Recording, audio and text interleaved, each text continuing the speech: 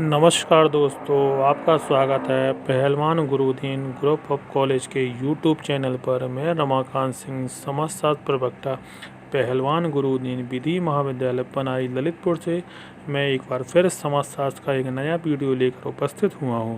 मेरी ये वीडियो को लाइक, शेयर, कमेंट्स जरूर करें और चैनल को सब्सक्राइब करें, बेल आइकन दबाएं ताकि आपको नए वीडियो की नोटिफिकेशन मिल सके। मैं इस वीडियो में कक्षा BA LLB सेकेंड सेमेस्टर में आज का टॉपिक है संस्कृतिकरण का अर्थ एवं विशेषताएं पर चर्चा करेंगे। संस्कृतिकरण भारत में देखा जाने वाला विशेष तरह का सामाजिक परिवर्तन है। इसका मतलब वह है प्रक्रिया है जिसकी जाति व्यवस्था में निचले पायदान पर स्थित जातियां ऊंचा उठने का प्रयास करती हैं। ऐसा करने के लिए वे उच्च या प्रभावी जातियों के रीति रिवाज या प्रचलन को अपनाती हैं। यह समाजशास्त्र की पासिंग नामक प्रक्रिया के जैसा ही है।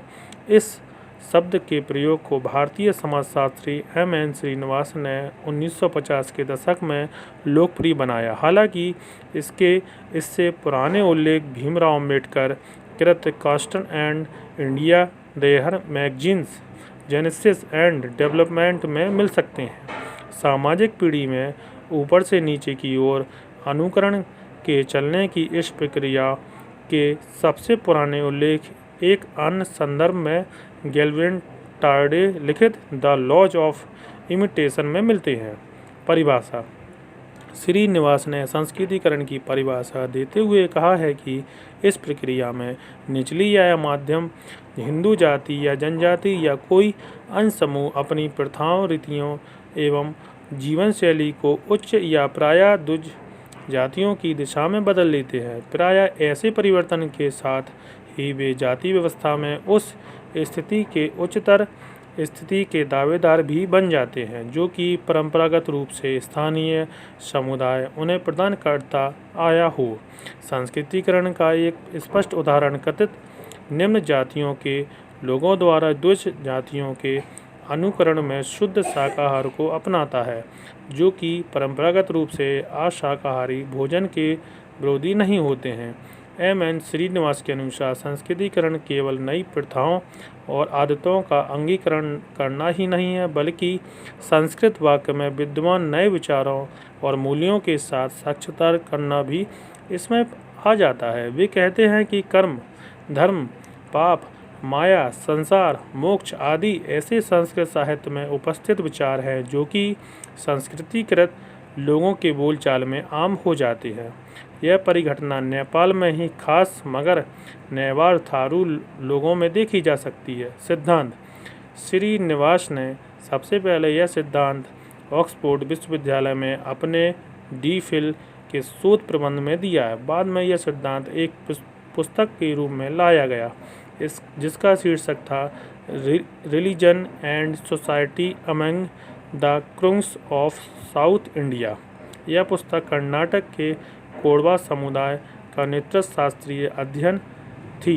श्रीनिवास ने पुस्तक में लिखा है कि इस पुस्तक ने तब तक चल रहे इस विचार की चुनौती दी है कि जाति एक दृढ़ अपरिवर्तनशील संस्था है। संस्कृतिकरण की अवधारणा ने जातियों की जटिलता आदि विषयों में मदद की है। साथ ही इससे भारत में विभिन्न जातियों और समुदाय द्वारा अपने दर्जे पर पुनर्विचार करवाने की गति को अकादमिक प्रकाश में ला दिया। संस्कृतिकरण का अर्थ संस्कृतिकरण वह प्रक्रिया है जिसके अंतर्गत कोई निम्न हिंदू जाति या कोई अन्य जनजाति अथवा समूह किसी उच्च द्विज जाति की दिशा में अपने रीति रिवाज, कर्मकांडों, विचारधारा और जीवन पद्धति को बदल लेते हैं।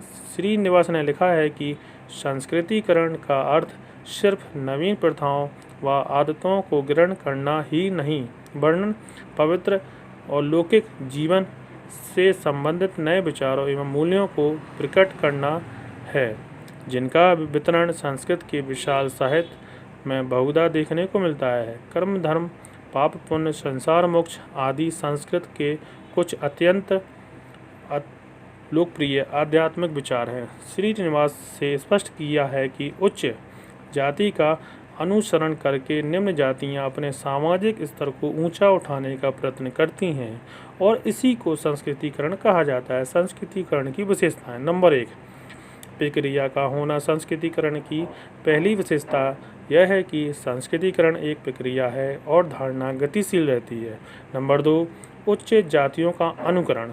संस्कृतिकरण की प्रक्रिया में निम्न हिंदू जाति व अन्य समूह या जनजाति उच्च जाति के प्रभाव की दशा में अपने रीति रिवाज, कर्मकांडों और विचारधाराओं में परिवर्तन लाते हैं। नंबर 3, परिवर्तन। संस्कृतिकरण का संबंध परिवर्तन से होता है क्योंकि बिना परिवर्तन के संस्कृतिकरण नहीं हो सकता है। नंबर 4, सार्वभौमिक प्रक्रिया।